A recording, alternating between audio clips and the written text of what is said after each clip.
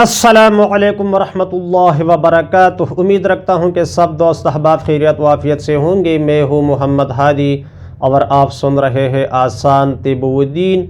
एक मियाँ बीवी थे तो हर वक़्त लड़ते झगड़ते थे, हत्ता कि एक दिन शौहर ने बीवी को इतना और ऐसा मारा कि ख़ुद की हाथ की हड्डी टूट गई और उंगलियों के जोड़ एक दूसरे से जुदा होने लगे।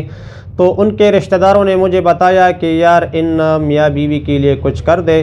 तो मैंने उनको बताया कि आप ख़ुद शीरीनी पर 41 बार 41 बार सूरह फातिहा पढ़ कर शीरीनी पर दम कर दे और फिर मियाँ बीवी को खिला दे। तो वो दिन और आज दिन कई साल हो गए, कभी लड़ाई झगड़ा नहीं हुआ। तो कितनी आसान बात है और तरीक़ा मियाँ बीवी के दरमियान मोहब्बत पैदा करने का। इस तरीक़े को छोड़कर खिलाफ शरीयत और अक़ल से मावरा तरीक़े इख्तियार करना ये अच्छी बात नहीं है। एक बंदे ने मुझे बताया एक बुज़ुर्ग के बारे में जो बहुत पहले वो वफ़ात पा गए हैं कि उसने एक इस तरह मियाँ बीवी के लिए एक तावीज़ लिखा था। तो उसके तकरीबन 40 साल बाद मैंने उन मियाँ बीवी के बच्चों को कहा कि यार इस तरह का तावीज़ था, आपकी माँ के लिए हमारे नाना ने लिखा था। तो वो तावीज़ लाया गया, बहुत ज़्यादा पुराना।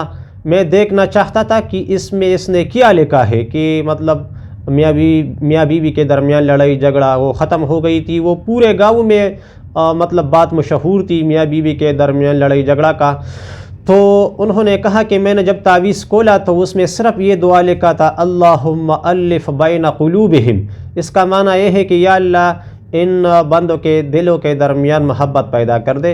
अभी तक मैंने ख़ुद भी जिसके लिए सिर्फ़ ये दुआ लिखी है तो बिल्कुल काम किया है। इसके अलावा ये गंजीन असरार है तो इसका मैं आमिल हूँ और इसका मुझे इजाज़त मिला है, आप वो भी देख सकते हैं। इसमें तकरीबन 6 वज़ाइफ है मियाँ बीवी के दरमियान मोहब्बत पैदा करने का। अगर किसी को ज़रूरत हो या इसे सीखना हो, इजाज़त हासिल करना हो तो मुझसे राबिता कर सकते हैं। इसमें 6 नंबर में एक तावीज़ है मियाँ बीवी के दरमियान मोहब्बत पैदा करने का।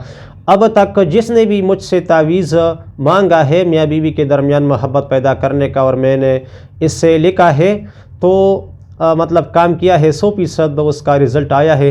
तो जिसको जिस वजीफ़े की ज़रूरत हो तो आप हमारे साथ राबिता कर सकते हैं या ख़ुद आप जो कुछ मैंने बताया इस पर अमल कर सकते हैं।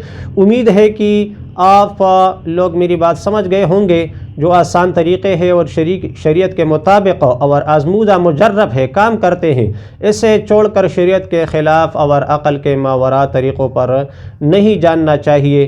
तो मेरा क्लिप अगर पसंद आए तो इसे लाइक कर दीजिए, दोस्तों के साथ शेयर करें। अगर आप मेरे चैनल पर नए हैं तो मेरा चैनल सब्सक्राइब करें। अस्सलामु अलैकुम वरहमतुल्लाहि वबरकातुह।